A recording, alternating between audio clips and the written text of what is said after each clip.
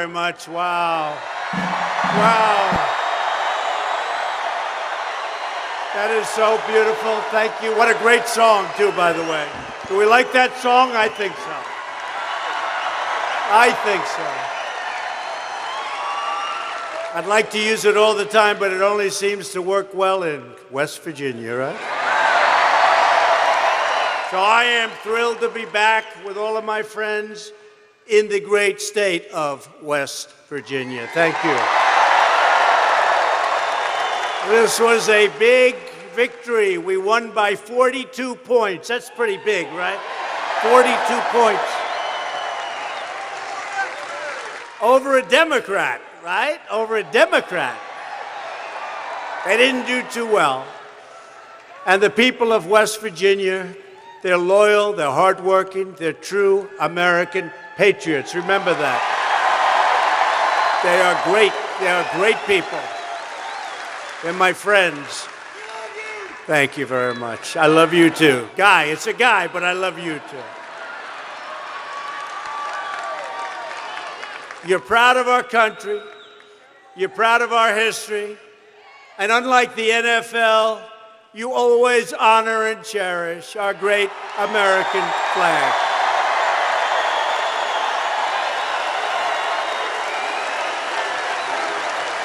It was just announced by ESPN that rather than defending our anthem, our beautiful, beautiful national anthem, and defending our flag, they've decided that they just won't broadcast when they play the national anthem. We don't like that. So while the players are kneeling, some of them, not all of them at all, you're all proudly standing for our national anthem. Thank you. The ESPN thing was terrible, just came out. Under our administration, America is winning again, and America is being respected again all over the world. It's America first. This is the greatest economy that we've had in our history, the best. Our steel mills are back. They're roaring back. We're making steel again. United States Steel announced a massive infusion of cash. They're opening up 7 different plants. Other steel companies all over the country, they're opening up plants. People said steel will never be back. Steel is back. It's one of the hottest industries in our country because of what we've done with our tariffs. They were dumping steel all over our country. They were destroying our business. They're not dumping so much anymore, and if they do, they're paying a lot. Our military will soon be stronger than it's ever been before.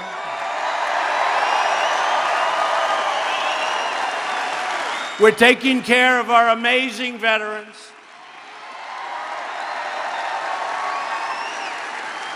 And I know this doesn't matter to you, but we are putting our great coal miners back to work.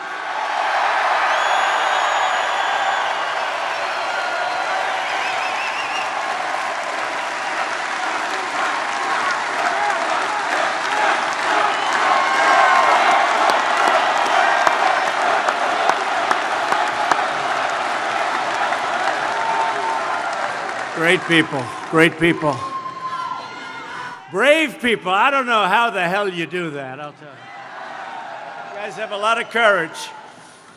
But we love clean, beautiful West Virginia coal. We love it. Right. And you know, that's indestructible stuff. In times of war, in times of conflict, you can blow up those windmills, they fall down real quick. You can blow up those pipelines, they go like this, and you're not going to fix them too fast. You can do a lot of things to those solar panels, but you know what you can't hurt? Coal. You can do whatever you want to coal. Very important. And we're working now on a military plan. That's got to be something very special. So I'm honored tonight to have a friend of mine. He was a Democrat, and I don't want to say because of me, let's say it's because of policy. He decided to become a Republican, and he's a great Republican. And I want to bring him up if I could. Can I bring up your governor? He is the largest, most beautiful man, Governor Big Jim Justice.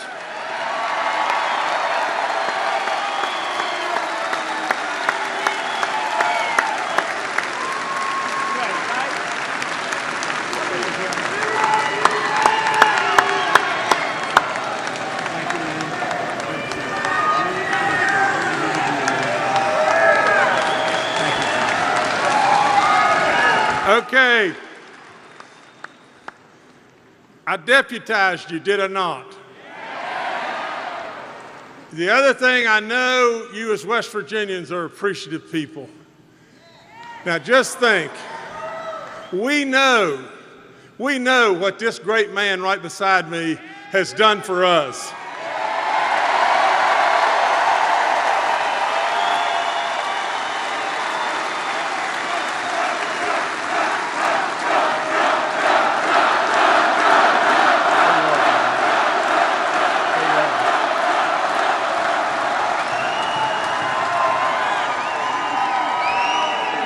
Now, let me say this. It's time for us to show that appreciation and deliver back. We have to re-elect our House members, and we cannot, whatever we do, to God above, we cannot put Ojeda on this man.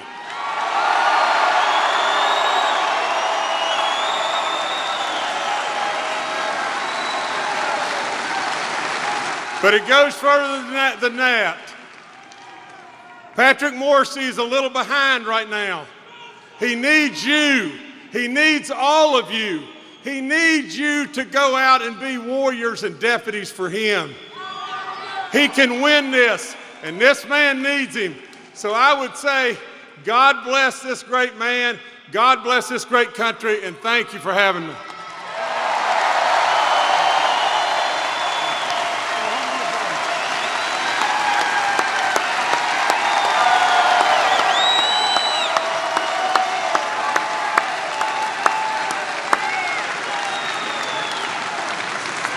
He's a big man. He's all man. 6'11". I won't talk about the weight. I don't know what the weight is. I won't go there. But he is a big man, and he's a great man. He's a wonderful friend of mine. And it's really nice what he just said about the man that you want to be your next senator. That's really nice. Thank you very much, Jim. Also, we have your senator, who's a special friend of mine. She's been so helpful to me and so helpful to you. She loves your state. Shelley Moore Capito.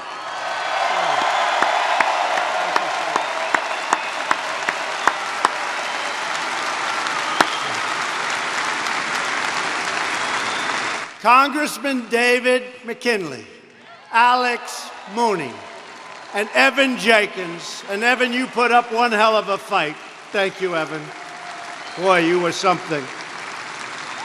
And your state GOP chairwoman, Melody Potter. Melody.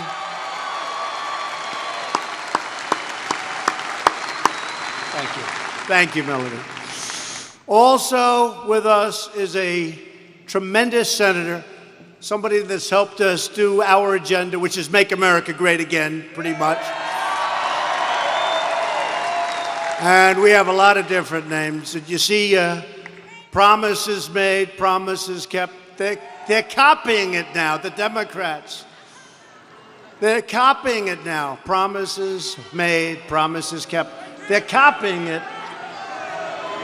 But what are you going to do? But this is a man that really, he makes a promise and it's 100% good. He's tremendous and done so much. He's from a place called Colorado.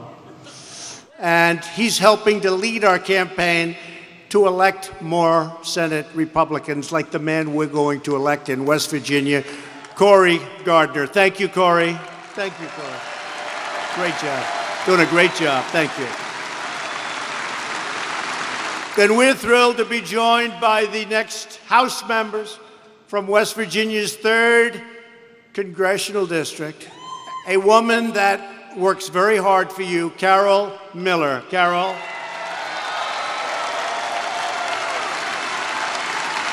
Thanks, Carol. Finally, it's my great honor to introduce the person that we are here to support tonight, a tremendous gentleman. I got to know him during the campaign. He has got an energy. It took me a little while to figure it out. I have to be honest. And once I got to see what was happening, and Evan would be the first to tell you too, he was so tough, he was so smart. He didn't stop. He does not stop. And he's going to fight for you like nobody's ever fought for the people of West Virginia. Your next Senator, Patrick Morrisey. Patrick, come up here, Patrick. Come up here, Patrick.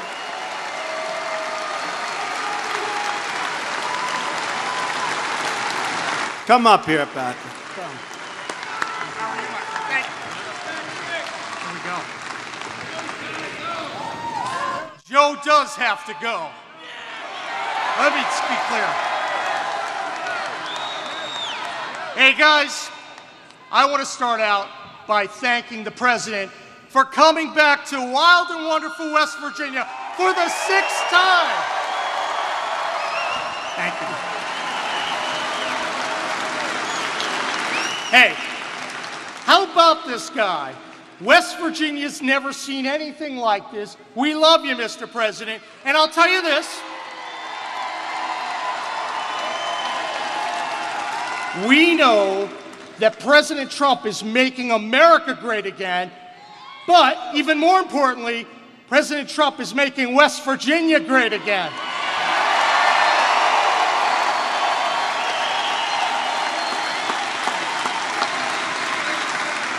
Look, tonight, we're joined by some of the Mountain State's finest coal miners. Can you stand up? A round of applause for our hard-working coal miners.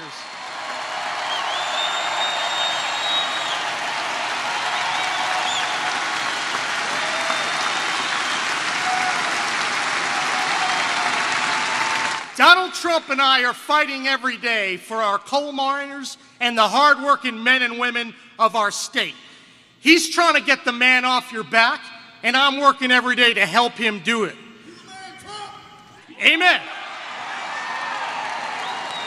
But I'll tell you what, one of the best ways I can help President Trump is to have you send me to the U.S. Senate, where I'll be a big ally of this president.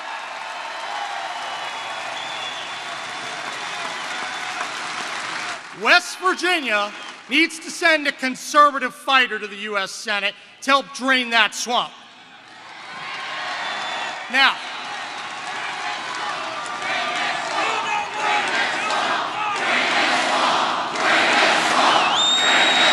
it's pretty good.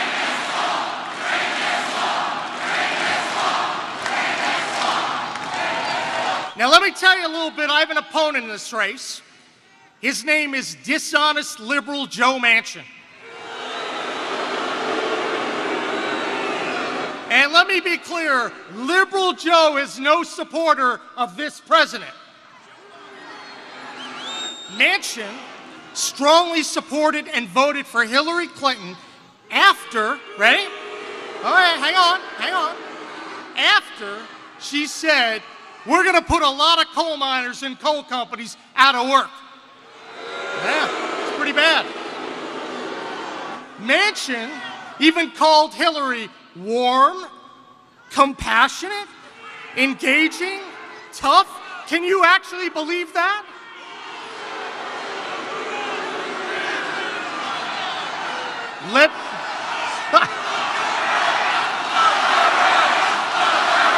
Joe's gotta go.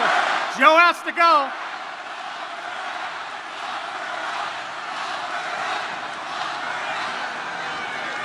Liberal Joe no longer has West Virginia values. Let's go through the record. Manchin was for Obama. Manchin was for Hillary. Manchin is for radical gun control, Planned Parenthood. He shills for EpiPen, and he opposed the Trump tax cuts. Let me be clear, pretty bad, right? Remember, this is West Virginia. We benefit as much or more than anyone from the Trump tax cuts.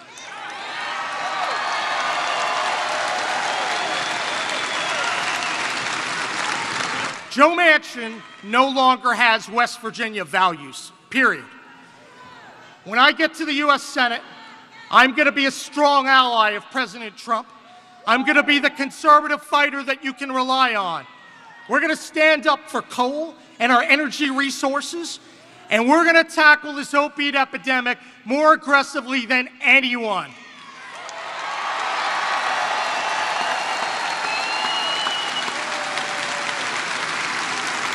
It's my honor to be here tonight and be on the same stage with the President. Mr. President, thank you for your leadership, your work, and for standing up for West Virginia. Thank you. Amen.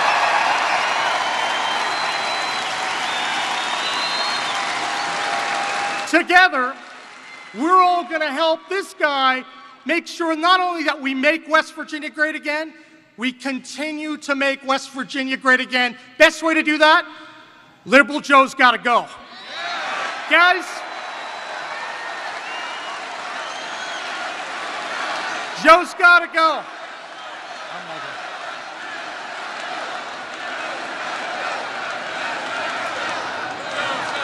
And now I will turn this back over to the big man who you're here to see. Amen, brother.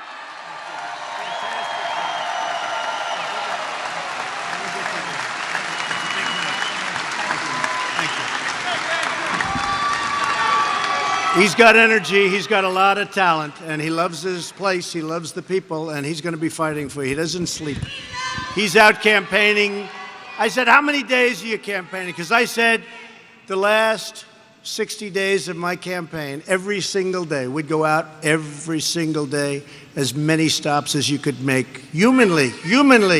You can't get tired. He's got that same thing. He's not going to get tired. He's every single day. And he's got a very special spark. You see it, and you know him. Look, you know him. He's done a hell of a job as your AG. And you got to get him with us. You got to get him with us. He's going to bring it back home for the people of West Virginia. So this November, voters in West Virginia will face a very simple choice. A vote for Patrick Morrisey is truly a vote to make America great again. He's going to vote.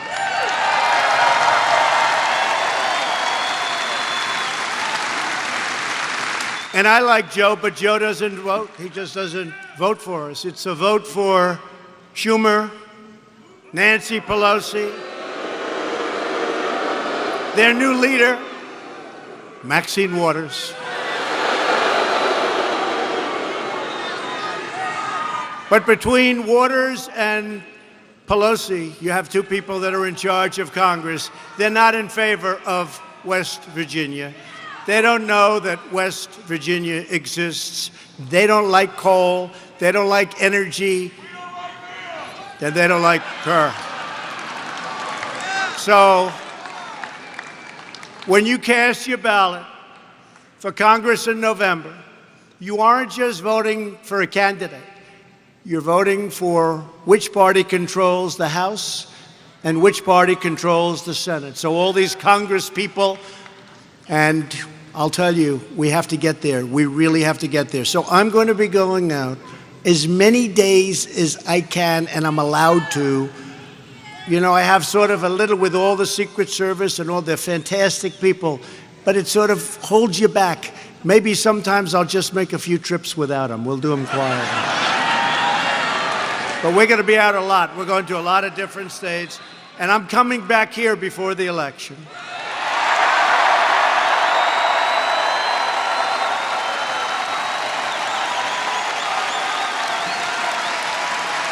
And it's a very close election. You know, a lot of people don't realize there's a 6-point spread. 6 points could be ended by this evening he could be up by 12. You've seen what's been happening.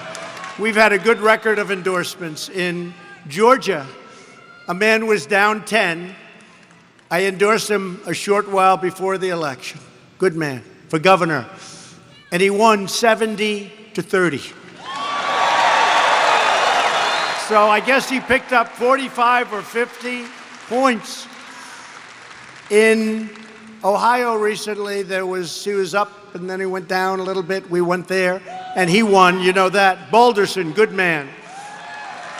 Congressman Balderson now, he won. You know, we won 8 out of 9 special elections. Nobody talks about it. They don't talk about it. 8 out of 9 special elections, and they don't want to talk about it. And my record is, I don't want to brag about it, but man, do I have a good record of endorsement. Right? In Florida, we have a great candidate. His name is Ron DeSantis. And he called me and asked whether or not I could endorse him. And I said, let me check it out. And he was at 3. This was a few months ago. He was at 3. And I gave him a nice shot and a nice little tweet. Bing, bing. And he went from 3 to like 20-something. And then I gave him my full and total endorsement. And he's now leading by like 19 points. And that election is next week. Leading in the primary. He's a good man. And so many others. Staten Island, the congressman, Dan Donovan. He was down before the election. We endorsed him. I think he won by 24 points. So if we can do just, you know, all my life I've heard endorsements don't mean anything. They said if you get an endorsement from Ronald Reagan, we like Ronald Reagan. It was a wonderful thing to have, but it didn't move the needle. And if you get an endorsement from a lot of people, it never really, is that a correct statement? If you look, Corey, Shelley, if you get an endorsement, it was nice to have, but it didn't mean anything. These endorsements, and I'm not saying it from my standpoint, they're going 20, 30, 40, 50 points. 50 points. It's crazy. And then you watch the news. Will this endorsement mean anything? Let me tell you, it's going to mean a lot. It's going to mean a lot. And I don't care. I just want to, we have to get senators in. We've got really no majority. We have, if you really look at it, probably we could say 49-49, 51-49. We have some people that aren't able to vote. We have some people that are a little unreliable. They don't exactly like what I've done to their career. They don't love what I've done, and that's okay. And I don't like what they've done either. But we need to elect 5, 6, or even 7 more senators. And I think we can do it. I think we can do it. And we have to start with Patrick Morrisey. He's going to be fantastic. If you vote for Joe Manchin or any other Democrat in November, you're voting for the party that wants to really destroy the coal industry. Patrick said it. Joe endorsed Hillary 100%. And he got along with her even better after she came out with a statement that she wants to destroy coal and coal companies. That's a bad thing. The Democrats want to turn America into one big, fat sanctuary city for criminal aliens. And honestly, they're more protective of aliens, the criminal aliens, than they are of the people. They want to take away your Second Amendment. You see what's going on. I don't think you want your Second Amendment played with. They want to take over American health care and abuse our courts to rewrite our Constitution. And how do you like the judges that I've been appointing? Justice Kavanaugh, Justice Gorsuch, Supreme Court. There's no worse nightmare for West Virginia this November than Chuck Schumer running the Senate and Nancy Pelosi with Maxine Waters running the House. And that is why you must vote Republican. You got to get out and vote. You know, they keep talking about a blue wave. I don't see it. We have the greatest economy we've ever had. Joe Manchin always voted for Obama, and he voted to keep the disaster known as Obamacare, and I will tell you, it is being chipped away. You know, we had it beaten, but one man, I'm sure nobody knows who I'm talking about, voted no, shockingly, really surprising to a lot of people, because he campaigned on repeal and replace, but we've really knocked it out, including the individual mandate. We got rid of the most unpopular part of Obamacare, where you have the privilege of paying a fortune for not having to pay a fortune for really bad health care, okay? That's not too good. We got rid of it. A lot of people are very happy about that. That came along with the biggest tax cuts in our history. And Joe Manchin voted no on the tax cuts. You know, the last time I was here, I saw signs along the highway. Joe, you voted no on tax cuts. And Joe, you voted no for our president. You voted no. And he's going to vote no. I'm not knocking him, but Schumer's the boss. And he may give us a vote on Justice Kavanaugh. He should. Everybody should. I mean, here's a guy. Is this central casting? This is what we want. This is a great, brilliant man. But Joe's just not voting with us. He's voting against your tax cuts. He voted against repeal and replace. He votes against the things that we want. And he votes against the people of West Virginia. You can't do that. You know, Joe opposed the wall, and he opposed the travel ban. And by the way, the wall, right now, that wall is coming along. We're over $3 billion. It's moving along very nicely, very nicely. And if you think it's easy with these people, it's not easy. It's not easy. We're getting the wall built. It's going up, and we're getting it built. And we have a big number in right now.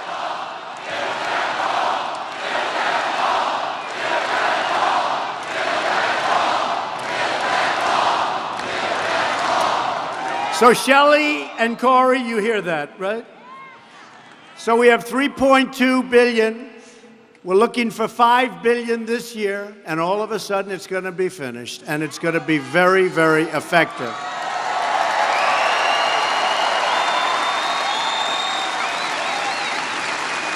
You heard about today with the illegal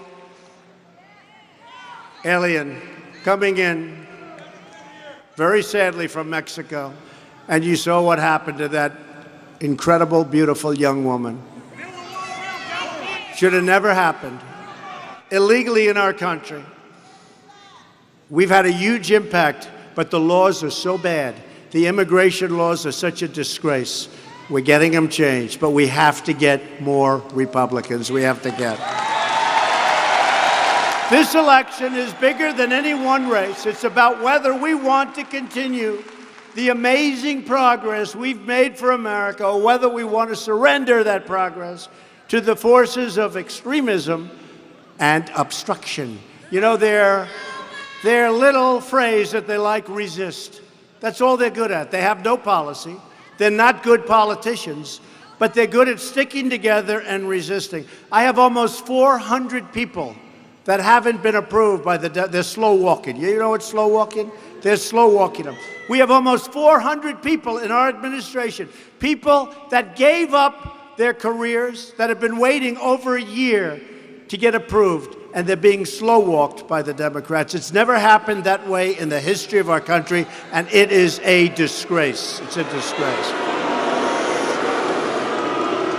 The Democrat Party is held hostage by the so-called resistance, left-wing haters and angry mobs. They're trying to tear down our institutions, disrespect our flag, demean our law enforcement, denigrate our history, and disparage our great country, and we're not going to let it happen.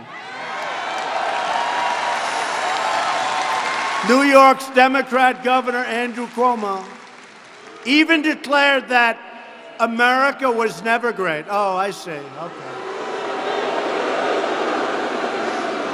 Tell that to our great soldiers at World War I, World War II, Korean War, so many others. Tell them to the folks that sent a rocket up to the moon and our great astronauts. Tell them to all of the great medical research we've done in this country. And he says America was never great.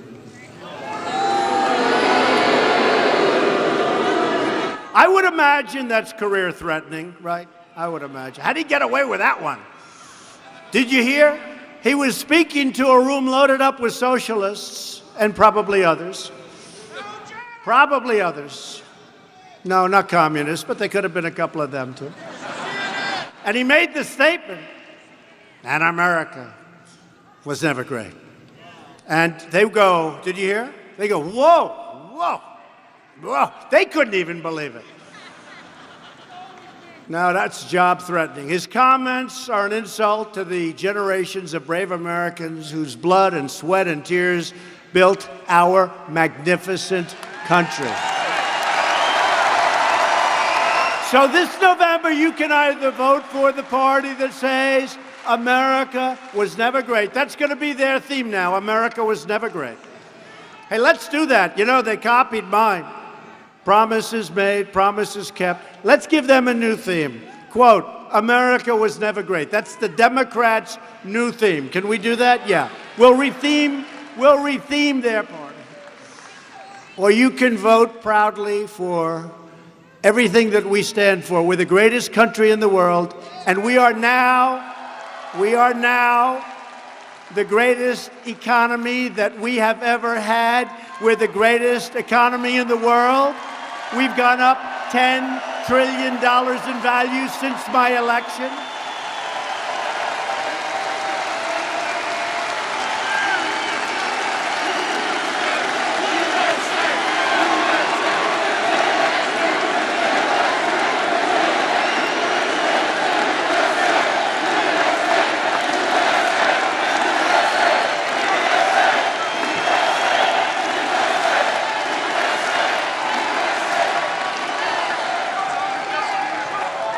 We've gone up $10 trillion, think of it, since the election.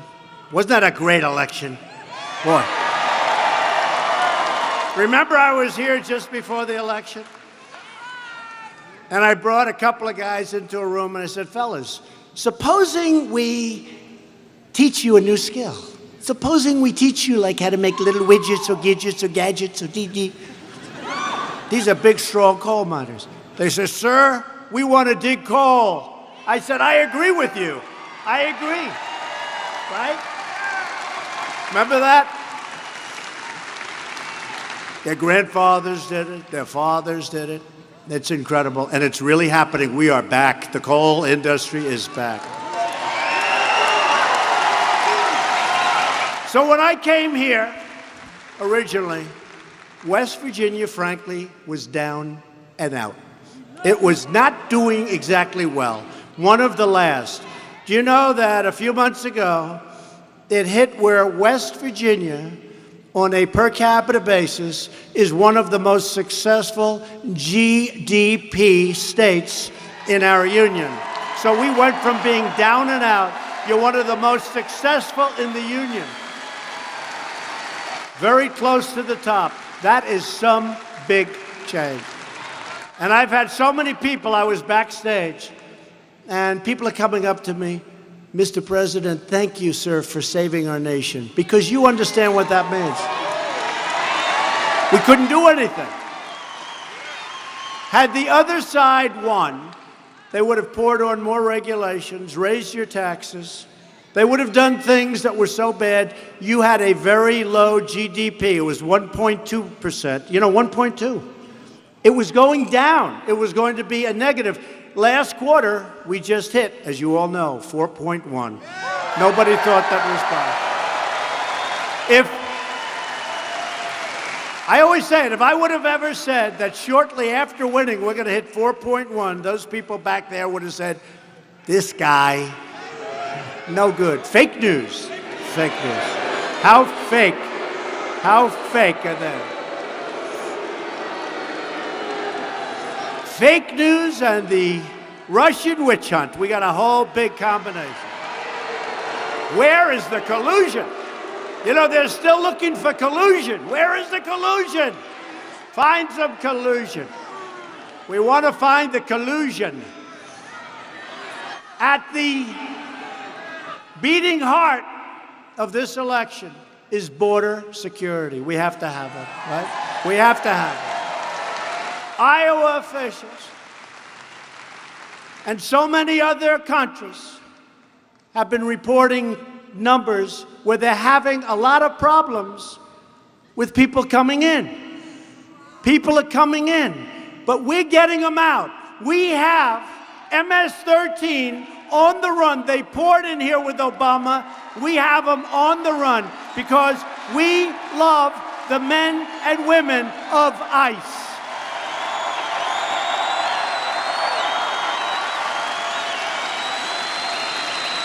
A blue wave in November means open borders, which means massive crime. A red wave means safety and strength. That's what it is. The new platform of the Democrat Party is to abolish ICE. A vote for any Democrat in November is a vote to eliminate immigration enforcement, throw open our borders, and set loose vicious predators and violent criminals. They'll be all over our communities. They will be preying on our communities. Yet while many Democrats are calling to abolish ICE, today our brave ICE officers successfully carried out a 14-year-old deportation order against a Nazi criminal who was living in New York, the last known Nazi officer living in the United States. They've been trying to get him out for decades. President Obama tried. They all tried. We got him out. Gone. He's gone. He's back in Germany.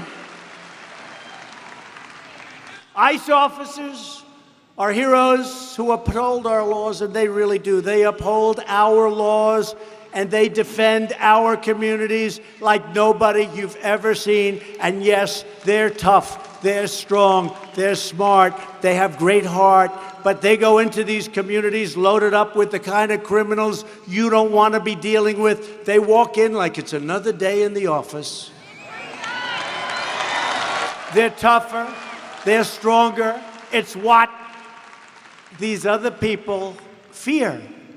And by the way, our ICE folks and our Border Patrol folks, they have no fear. The job they do is incredible. And by the way, while we're at it, law enforcement, these are great, great people, and they're doing an incredible job.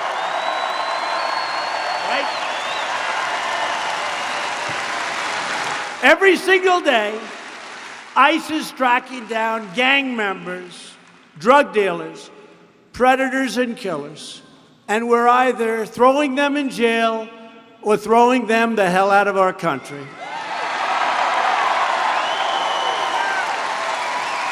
If you want to save ICE, if you want to protect our border and our Border Patrol, if you want to stop this craziness of sanctuary cities where criminals are protected, take a look at Chicago. How about the mayor of Chicago? It's like a war zone. It's a great city. It's like a war zone. This is what those policies do. Last week, 62 people were shot, 12 died. This is like our country. There's no reason for this.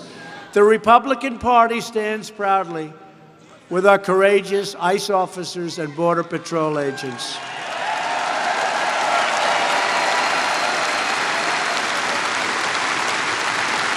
And by the way, you know who wants the wall more than any of us?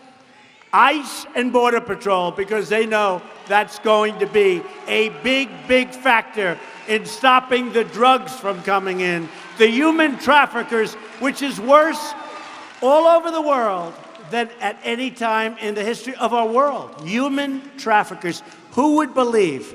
And it's because of the internet. This election is about security, and this election is also about jobs. We have produced. We have produced. Thanks to Republicans, our economy is booming like it has never boomed before. We've created another number that nobody would have believed if I said it during the campaign. 4 million new jobs since the election. Nobody would have believed it.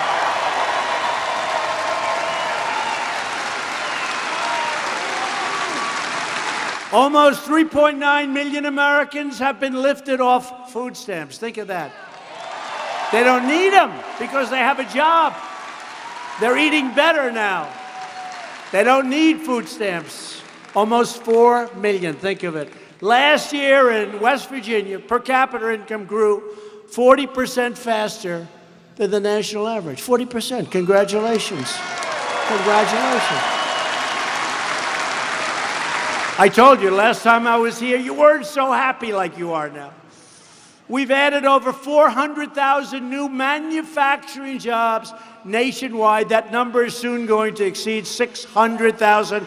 And our opponent said, there's no such thing as manufacturing jobs anymore, right? And I'd say, oh, I see, we're not going to make things anymore. Think of it. We'll be close to 600,000 very soon. We have companies pouring in to our country. They're coming back. These are companies that left. They're coming back to Michigan. They're coming back to West Virginia. They're coming back to Pennsylvania and Ohio. They're coming to Florida. They're coming back. Not just opening, they're coming back. They left, and now they're coming back because they want to be where the action is. And the action is in the United States of America. So the economic growth, as I said, when it hit 4.1%, everybody was like, that's amazing, except me, because it's going to go much higher than that. When I finish these trade deals, and the tariffs are very important, these companies come in, and I say to the European Union, very nice people, I say, Jean-Claude, we'd like to negotiate a new trade agreement with the European Union. We lost $151 billion over the last number of years per year. Does anyone know what $151 billion per year is? And he very respectfully said, Mr. President, but we are very happy with the deal. I said, I'd be happy if I were you too. I'd be very happy. I said a second time, a third time, and a fourth time. But they were happy with the deal. But we weren't happy because they have barriers up and because they have tariffs, all the things we don't have. You want to build a car and send it to Europe? How many Chevrolets are there in the middle of Berlin? Not too many, maybe one? I doubt it. I don't think you could find the one. So they have barriers. So I said, come on, let's go. And then he said, no. I said, listen. And I said this to numerous countries. I mean, in all fairness, I don't want to single out anybody, but I said it to numerous. I said, listen, here's what we're going to do. It's all about the cars. It's all about the cars. Tremendously big industry. We're going to put a 25% tax on every car that comes from the European Union into the United States.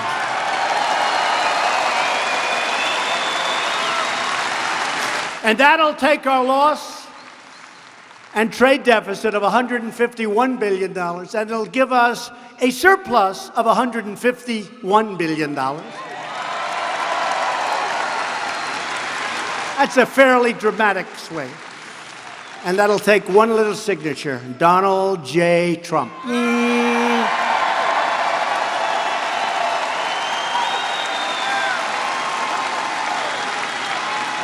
And I got a call. Mr. President, when can we meet? Would like to see you. And they came and very respectfully were working on a deal. But this is happening all over. With China, I have great respect for President Xi. great respect, tremendous respect for China. But they have taken advantage of our country for decades. We have rebuilt China. We have rebuilt China. I used to talk about this. I didn't press it initially because I wanted them to help us with North Korea, and they have. And they have. And we're doing well with North Korea. You know, these guys, it's been, what, 3 months since I left? These guys say, what's happening with North Korea? Hey, folks, they've been doing this stuff for 75 years, 3 months. What happened? I can tell you. And I got along very well with Kim Jong-un, and really well. Good chemistry. There's been no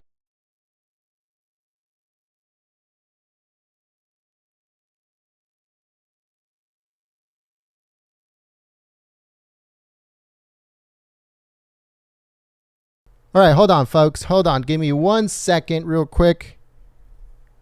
It says signal loss, but we'll get it right now. Give me 1 second.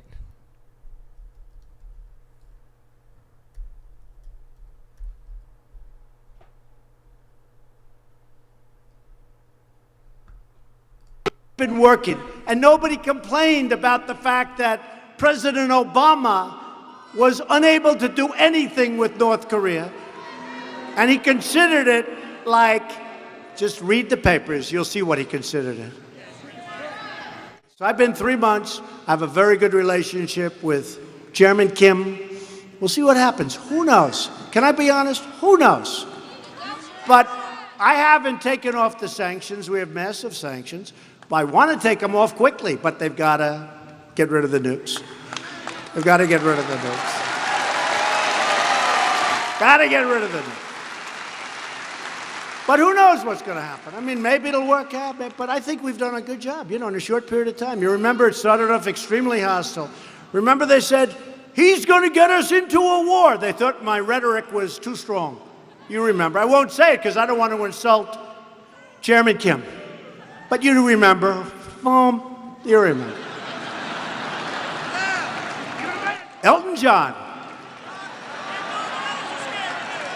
I don't want to insult, so I'm not going to mention it. But the fake news back there said, he is going to get us into a war. He's crazy. This guy is crazy. Our president is crazy.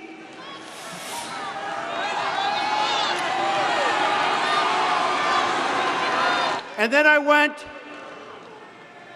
to meet the leaders and the folks that run NATO, all the leaders of NATO.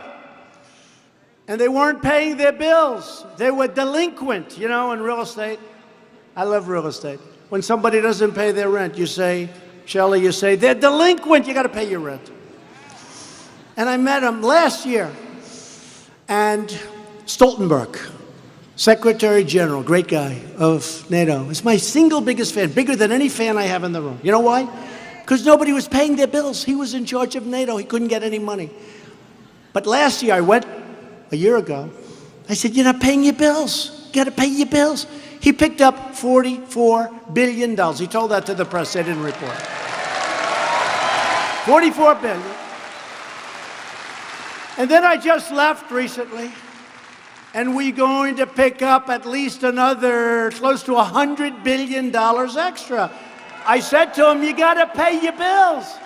The United States is paying close to 90% of the cost of protecting Europe. And I think that's wonderful. I said to Europe, I said, folks, NATO's better for you than it is for us. Believe me. And what happened is they asked a question. They have small countries, big countries, all these countries. We're supposed to protect them. I said, look, it's very simple. You got to pay up. You got to pay your bill. And somebody said, sir. There's a president of a country calling me sir. That shows respect. I say, yes, Mr. President. He said, would you leave us if we don't pay our bills? Now, they hated my answer. I said, yeah, I would have to consider it. You got to pay your bills. They hated the answer. But if I said, no, I won't leave you, you don't have to pay your bills, I won't leave, I promise we'll always protect you, you will always be protected, don't pay your bills, then they're never going to pay their bills. So I said, yes, I will leave you if you don't pay your bills. And you could see those checkbooks coming out for billions of dollars. They pay their bills. And I think we'll pick up, over the next short while, over $100 billion. And then they said, the fake news, they said, President Trump treated the NATO nation leaders, in brackets, I put brackets, who have been ripping us off, in brackets, treated the NATO leaders with tremendous contempt and disrespect. And I said, no, no, no. They disrespected our country because they weren't paying. Now they're paying. How about if we got into a conflict because a country was attacked, and now we're in World War III, and we're protecting a country that was attacked and didn't pay its bills? I'd feel so stupid. We're protecting a country that wasn't paying its bills. So I got them to pay $100 billion. It's going to be much more than that, but tremendous amounts of money. Tremendous. They got to pay up. They're paying up. And then they made the statement that I showed great disrespect. But actually, I have a great relationship with all of those people, 28 people, all of them. We have a great relationship because now they respect us. They respect our country again. They didn't respect our country. They didn't respect our country. They respect us again. And you see it with China. China's market is way down. I don't want them to go down, but they're down close to 30% in 3 months. I don't want them. I want them to do well. I want to be their friend. But we had to do things that we had to do. When I came, we were heading in a certain direction that was going to allow China to be bigger than us in a very short period of time. That's not going to happen anymore. Not going to happen anymore. Can't let that happen.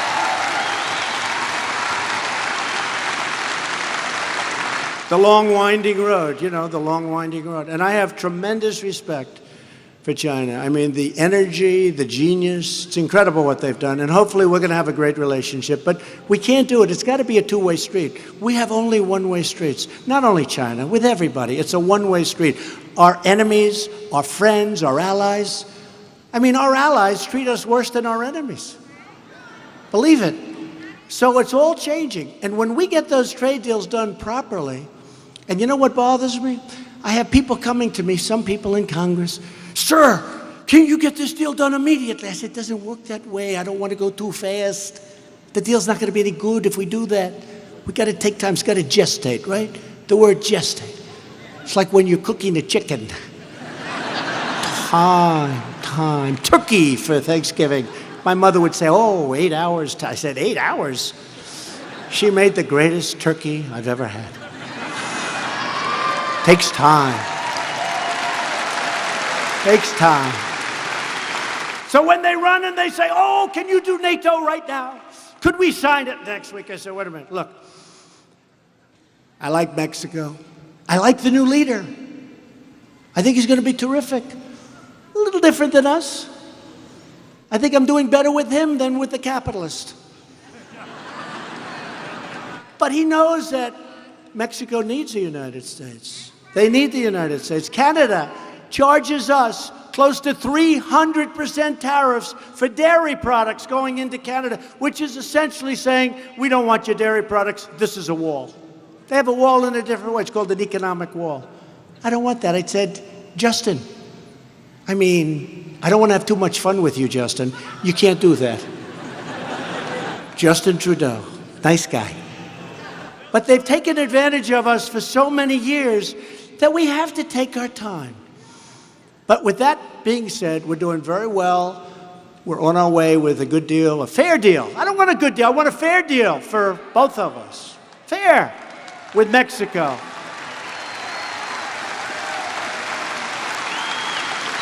And you've heard me say it.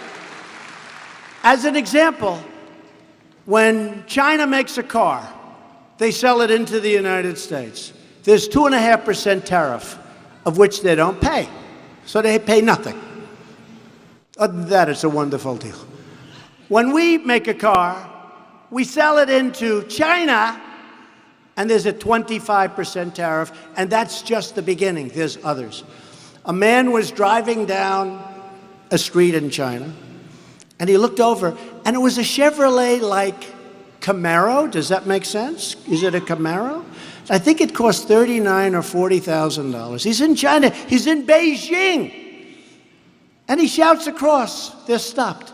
He shouts across, tell me, how much did that car cost in China? Guy looks, $119,000. Now you understand that, right? It's all taxes and taxes and taxes. We can't do that anymore. Can't do it. We are a country with unbelievable potential. We are a country that has been ripped off by everybody. And we're not going to be ripped off anymore. And if it takes me a little angst to tell senators and congressmen and all of the people that really do have your heart in their hands, in many cases. Sometimes I wonder where they're coming from with these suggestions. But it's going to have to take that little period of time. With that being said, we're moving so fast, nobody could even believe it. And every country wants to make a deal. Because we're like the big, fat piggy bank that everybody wants to rob. And we're not going to let them rob us anymore. Is that okay, West Virginia? We're not going to let them rob us anymore. Every day we're keeping our promises. We're canceling Obama's illegal anti-coal destroying regulations, the so-called Clean Power Plan. Doesn't that sound nice? Clean power. You know, when I ended the Paris Accord, what's a more beautiful name than the Paris Accord? Let's call it the West Virginia Accord. Maybe I would have signed. But when I entered it, that was going to cost us hundreds of billions of dollars. Hundreds of billions. And other countries, as an example, China, didn't kick in until many years in the future. We kicked in immediately. Russia went back many years, which was not a clean time in terms of the environment. Because you know what? We all agree. We want a clean environment. We want a strong, beautiful, clean environment. I want clean air. I want crystal clean water. And we've got it. We've got the cleanest country in the planet right now. There's nobody cleaner than us. And it's getting better and better. But I'm getting rid of some of these ridiculous rules and regulations which are killing our companies, our states, and our jobs. Just today, we announced our new affordable clean energy proposal that will help our coal-fired power plants and save consumers, you, me, everybody, billions and billions of dollars. We've eliminated a record number of job-killing regulations, and Republicans have passed the biggest tax cuts and reform. The reform's very important, but you know what I've said. I don't want to talk about reform because nobody knows what it means. That could be a tax increase.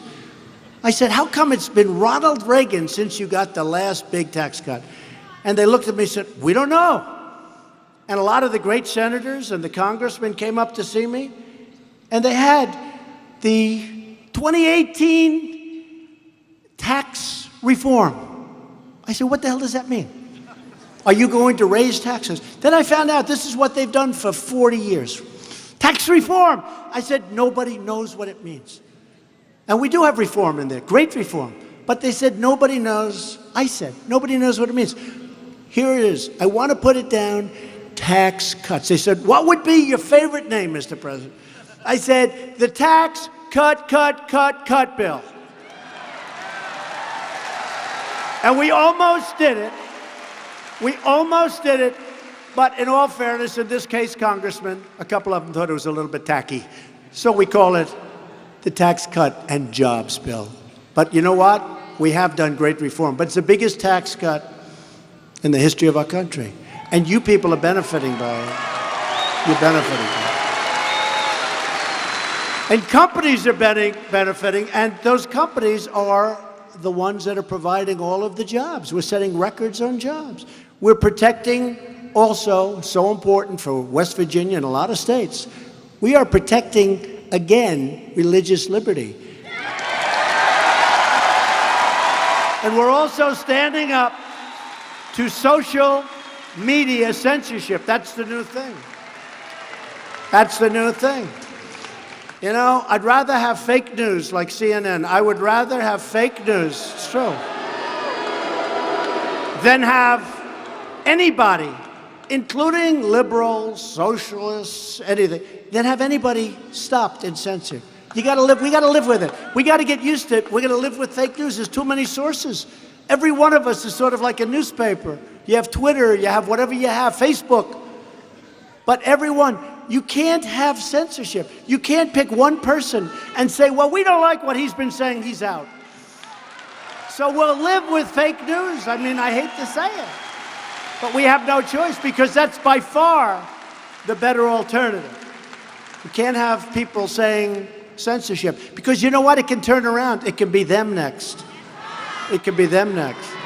We believe in the right of Americans to speak their minds.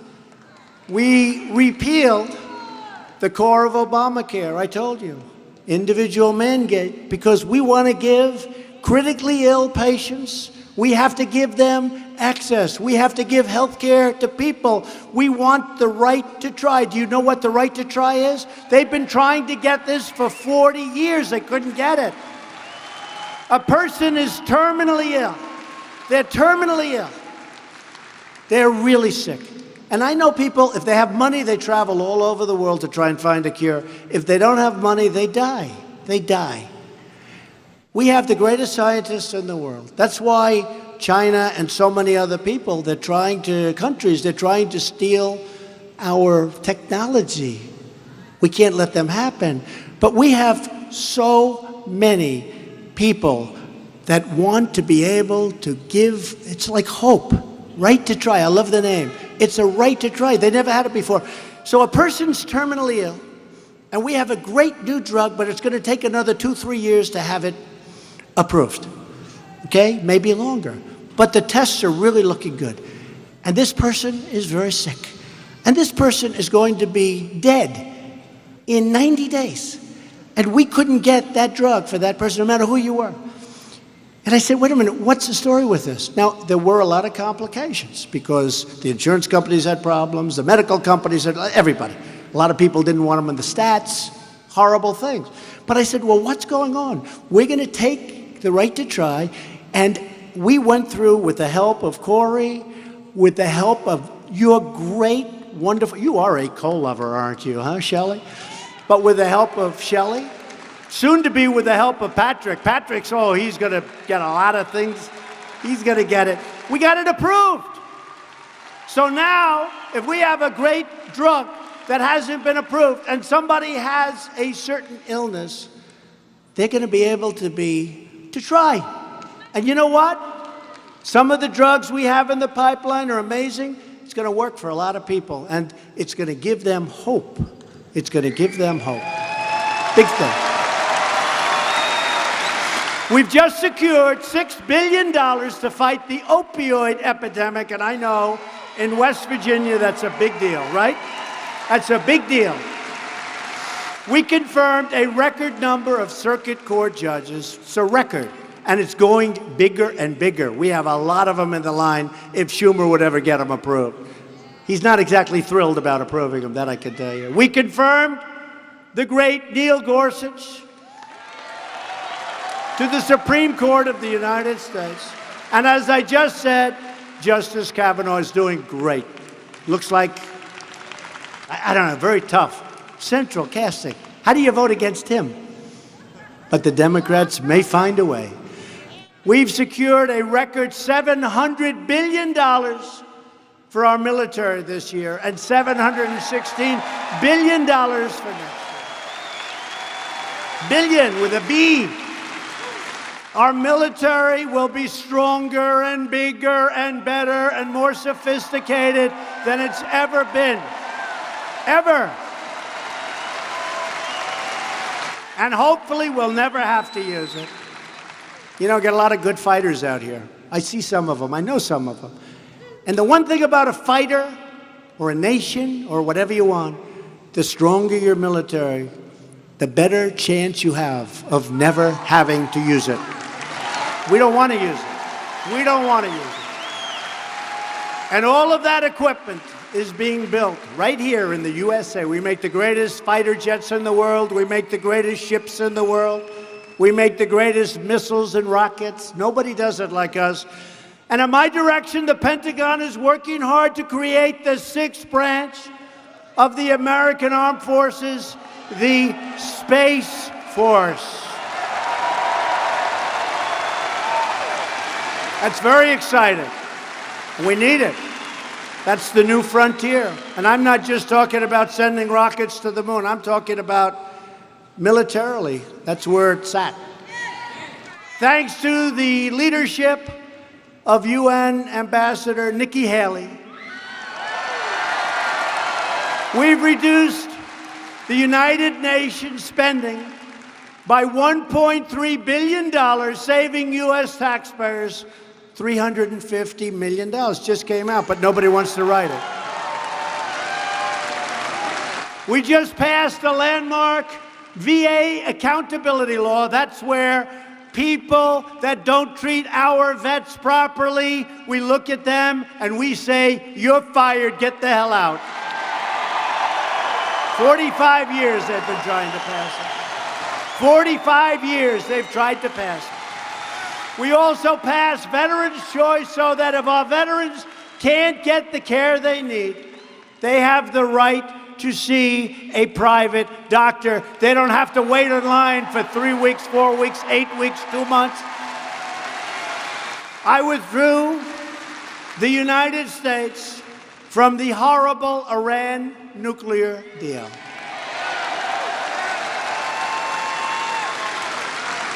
And this month, we reimposed tough sanctions on Iran's nuclear program and on Iran. I also recognized the capital of Israel and opened the American embassy in Jerusalem.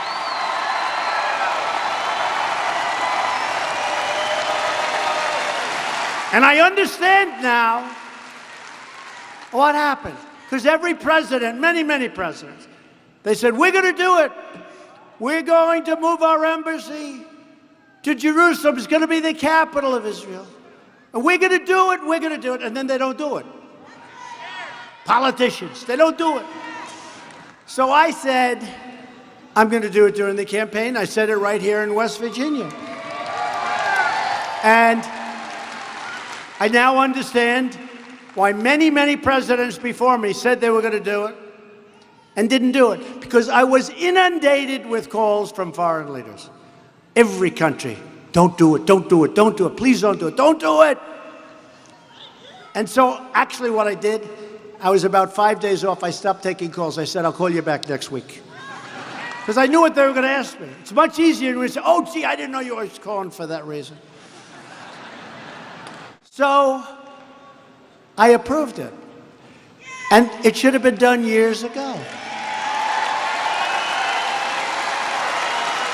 And if there's ever going to be peace, remember I said it, with the Palestinians, it was a good thing to have done because we took it off the table. Because every time there were peace talks, they never got past Jerusalem becoming the capital. So I said, let's take it off the table. And you know what? In the negotiation, Israel will have to pay a higher price because they won a very big thing. But I took it off the table. They could never get by. You understand that, Corey? You both understand that, Shelley? They could never get past the fact of Jerusalem becoming the capital. Now it's off the table. There's nothing to negotiate. But they'll get something very good because it's their term next. Let's see what happens. It's very interesting. I've always heard that's the toughest deal of all deals. That's called peace between Israel and the Palestinians. They say that's the toughest of all deals. Let's see what happens. Instead of apologize, that's what we're doing is we're winning.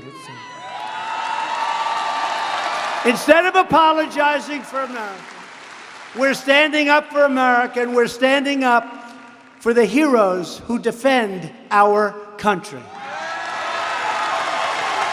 But to continue this incredible success, we must elect more Republicans. We must elect Patrick Morrisey.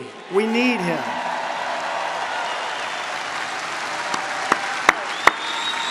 We need Patrick. So get your friends, your neighbors, your co-workers, your family members. Get the people that love our country and get out to vote. We need his vote so badly. We need his energy. You're going to see, this guy has energy. Loyal citizens like you helped to build this country. Together, we're taking back our country, returning power to where it belongs, to the American people. From Morgantown to Madison to Charleston, this great state was settled by tough pioneer men and strong pioneer women who tamed the wilderness to build a better life for themselves and for their incredible American families. They didn't have a lot of money. They didn't have a lot of luxury, but they had grit and they had faith and they loved each other. And I'll tell you what, they were smart. They are smart. We're the smart ones. Remember, I say it all the time. You hear the elite. They're not elite. We're elite. You're smarter than they are. You have more money than they are. You have better jobs than they do. You're the elite. So let them have the word elite. You're the super elite. That's what it is. I always hate when they say, well, the elite decided not to go to something I'm doing, right? The elite. I say, well, I have a lot more money than they do. I have a much better education than they have. I'm smarter than they are. I have many much more beautiful homes than they do.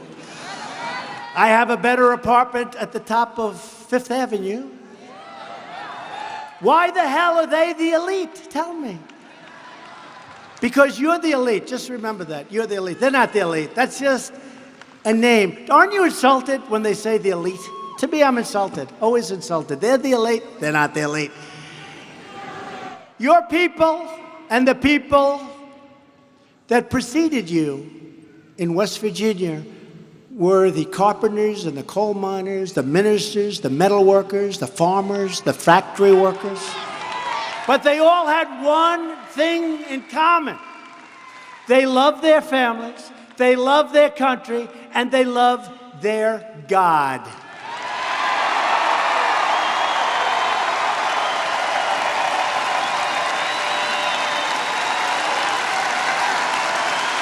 We stand on the shoulders of generations of American patriots who knew how to fight, and they knew how to win. We're winning again. We're winning again.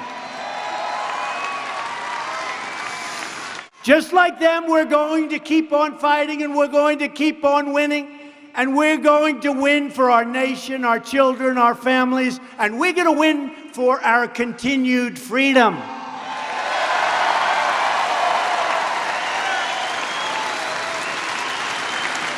I joke that I'll have Patrick Morrisey coming to me soon. He'll be your senator. And he'll say, Mr. President, the people of West Virginia can't stand winning so much. They haven't won in decades. And now you're winning with coal, you're winning with everything. He's going to say, Patrick, he's going to say, Mr. President, please. They don't want to win so much. They can't stand it. Please, you're winning too much for West Virginia. Please stop winning. And I'm going to say, Patrick, I'm sorry. I don't care what the hell the people of West Virginia want. We're going to keep on winning anyway because I believe that's what they want, right? That's what they want. Because the people of West Virginia never give up, they never give in, and they never back down. Because we are Americans, and our hearts bleed red, white, and blue. We are one people, one family, and one glorious nation under God. And together, we will make America wealthy again. That's happening. That's happening a lot faster than the fake news ever said it could happen. We will make America strong again. We will make America safe again, and we will make America great again. Thank you, West Virginia. Thank you.